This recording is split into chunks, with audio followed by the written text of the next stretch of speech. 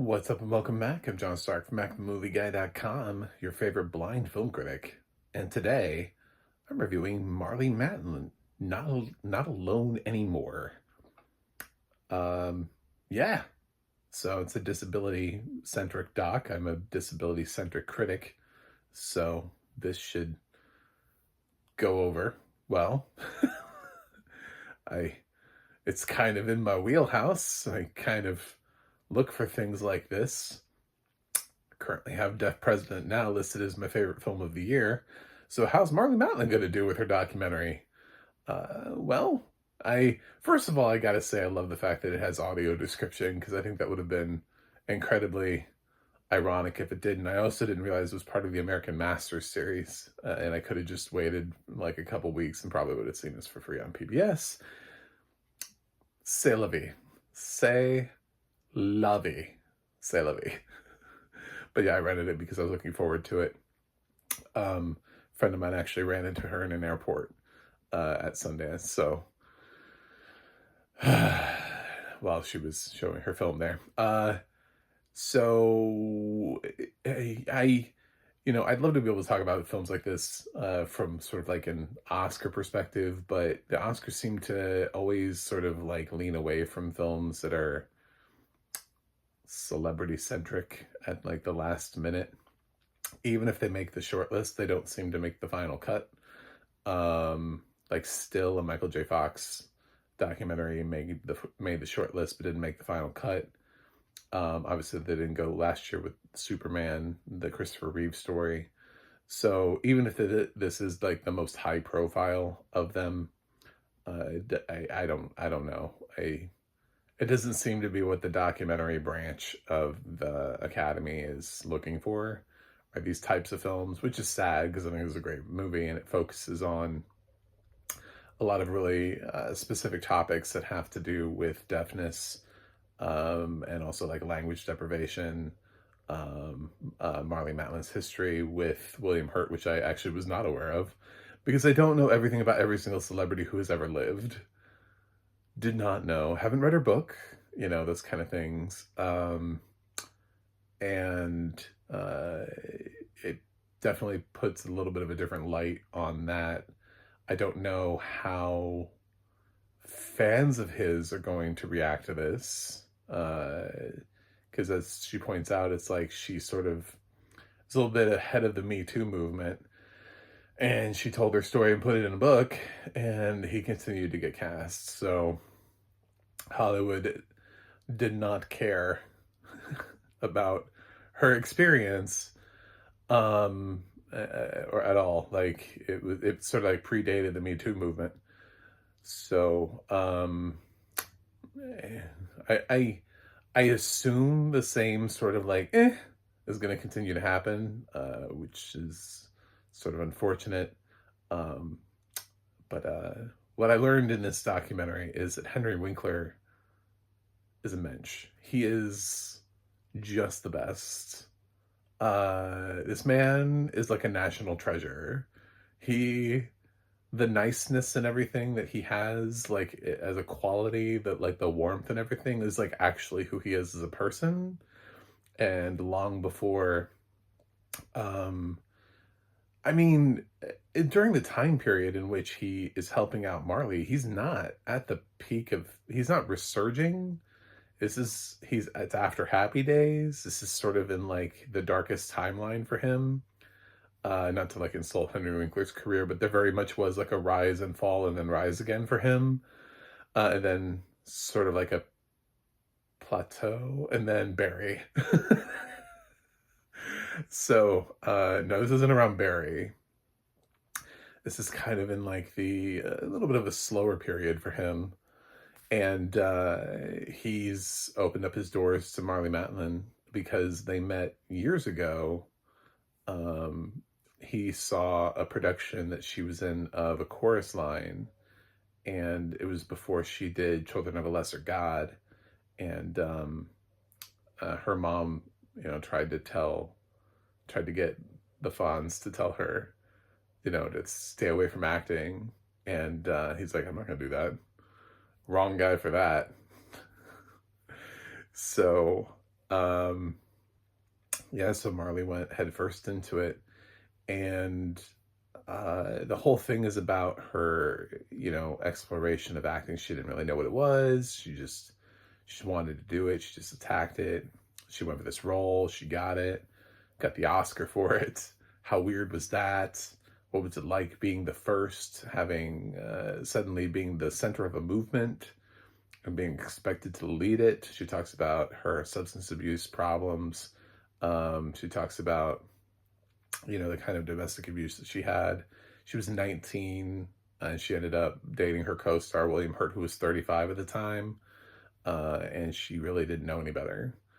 And rehab and careers and offers. She works on getting the, like a standardization behind closed captioning, which is kind of like what I'm trying to do by reviewing films with audio description, is trying to like put that out there and say, I just don't have, Congress doesn't care. They're not really like, where's the blind film critic? Have him testify. It's an audio description. I can't even get, I'm not even monetized on YouTube. Like, I'm not good at this. At getting a movement behind me. But I'm gonna keep doing it. So, it's great to see her sort of take some of that power that she has, but a little bit of it that she has, and use it for good, and make sure that her community is represented. She also gets flack for speaking at times in things, and then she has to be very mindful of when she's using sign language and when not. She was part of the first scene in The Practice. That was the first scene to air on TV with no spoken dialogue, and it's just sign language. They didn't even have an interpreter in the room for her. It's just the two of them going at it in sign language. So her and Cameron Manheim, there's just so many great things. Aaron Sorkin pops into the documentary and sort of dispels the idea that you can't write for a deaf character, because he wrote her into The West Wing. And he's like, it's not hard. He's like, I think people they have a problem with it because they have to allow the time. If you're going to have an interpreter attached to that person, you have to allow for the time to give the actor or actress the time to do their sign language, and then also the time for an interpreter to then speak that dialogue. So, yeah. And then navigating, as Marley says, trying not to speak, but only doing it when it feels like that there's some sort of like emotional, specific reason to do it. So, the time she's doing it in The West Wing is great, because the guys are just standing there like dumbfounded by the situation, and then she just finally says, I'm Joey, like herself, instead of through the interpreter, because they cannot figure it out. So we also have commentary here from, I kind of wish Alakwa Cox had been here. I don't know what her level of hearing impairment is, but we did kind of act like there were very, almost no. We praise Lauren Ridloff for being the first Marvel superhero. Then we also have Alakwa Cox, who played Echo, right after this. I mean, it wasn't that far after the Eternals, was it? I think Hawkeye. I trying to think about the timeline of Eternals and Hawkeye, and I'm like, I don't know if it was that far. I think they were in the same month, actually. I think they both came out in November of that year. And then of course she got her own spinoff. So Lauren got it by just a sliver of, anyway.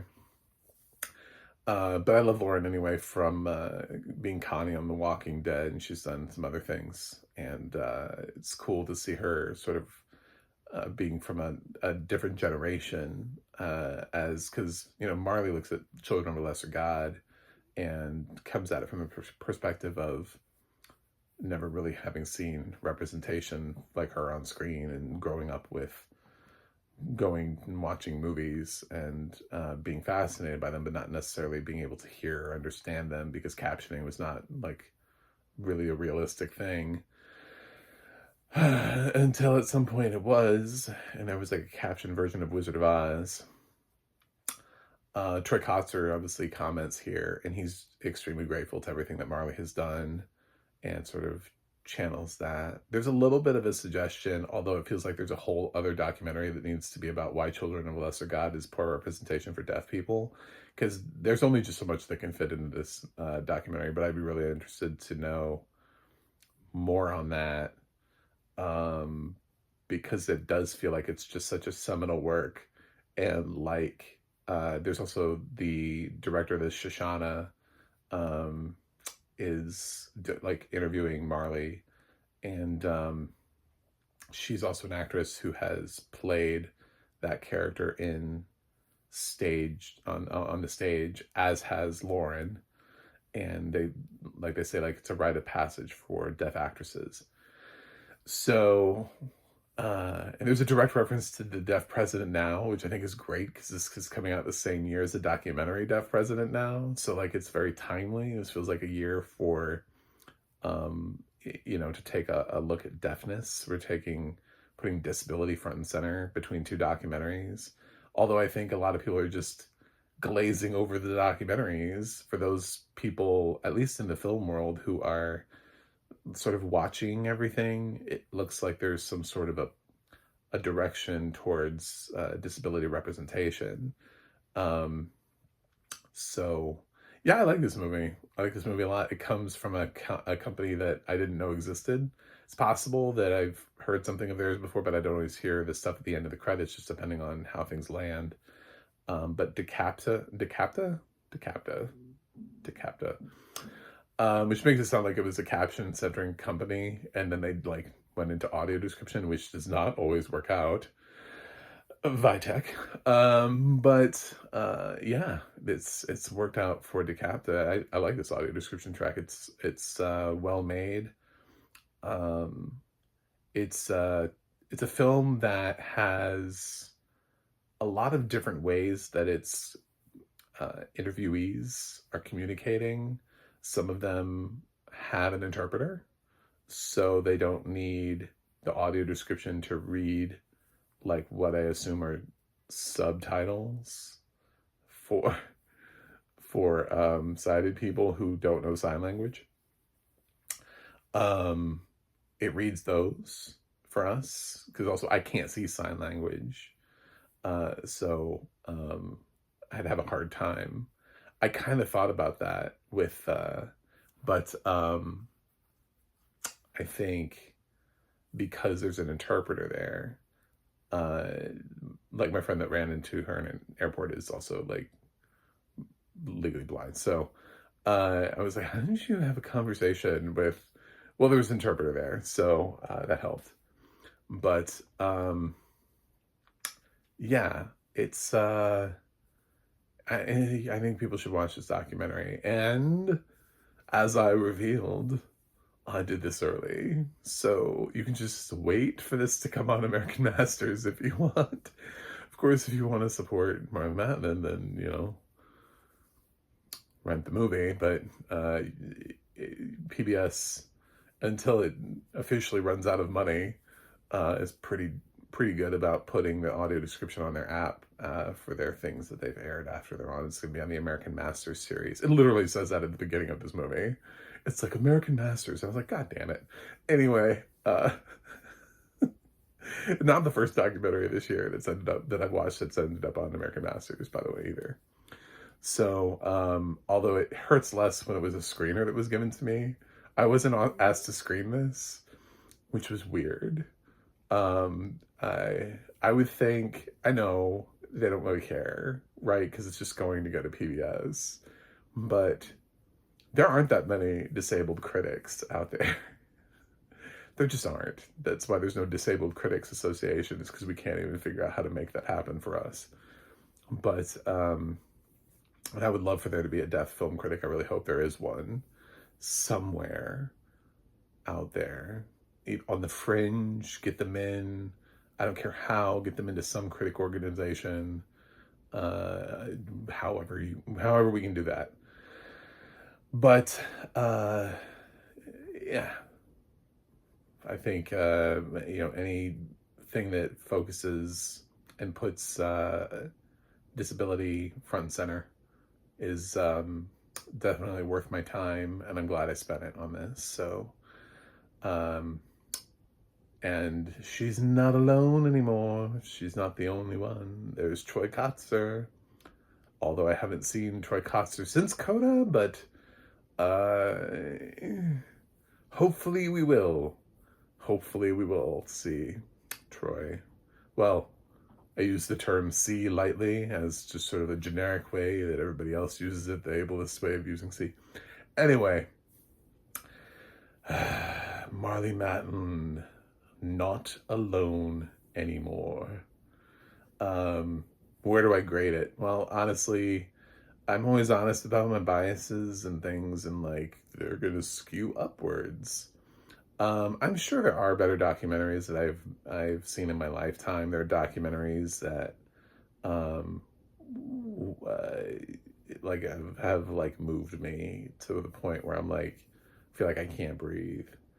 A couple of those have just been just like almost like traumatic to watch, because documentaries can really pull.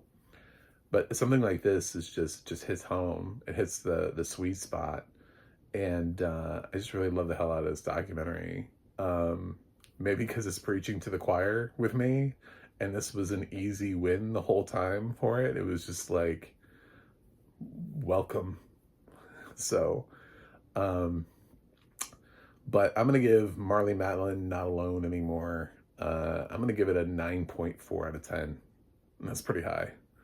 So, I think I would still pick, part of that is I think Deaf President Now is still my favorite documentary of the year, but I think this is now my number 2. So my top 2 documentaries of the year are both disability-centric. You know what? It's my party, and I'll cry if I want to. That's what I get to do at parties. It's what I do actually at all parties, even if they're not mine. I just cry at them, just for consistency's sake. Anyway, thanks for watching. Thanks for subscribing, and I will see you guys on the other side.